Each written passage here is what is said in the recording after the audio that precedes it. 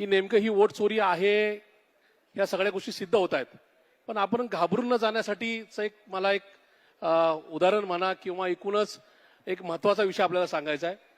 आजपासून बरोबर 26 दिवसांनी 10 ऑक्टोबर 2025ला या महाराष्ट्रात, या देशात आणि संबंध विश्वामध्ये साधारणतः 223 देशांमध्ये एक नवीन वर्ल्ड रेकॉर्ड तयार होत आहे.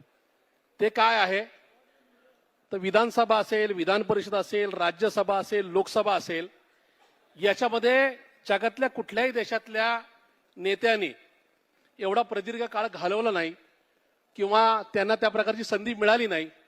ती संधी कामाच्या निमित्ताने लोकांच्या सेवेकरता ज्यांना मिळाली त्यांचं नाव माननीय शरदचंद्रजी गोविंदरावजी पवार. ते 59 वर्षाचा रेकॉर्ड यावर्षी 10 ऑक्टोबरला करतायत आणि पुढच्या वर्षी समाजकारणात म्हणजे पहिला 17व्या वर्षी केलेल्या मोर्चापासून ज्यांची सामाजिक आणि राजकीय कारकीर्द चालू झाली त्याला बरोबर 68 वर्ष पूर्ण होतात. जगाच्या पाठीवर दुसरं कुठलंही उदाहरण नाही.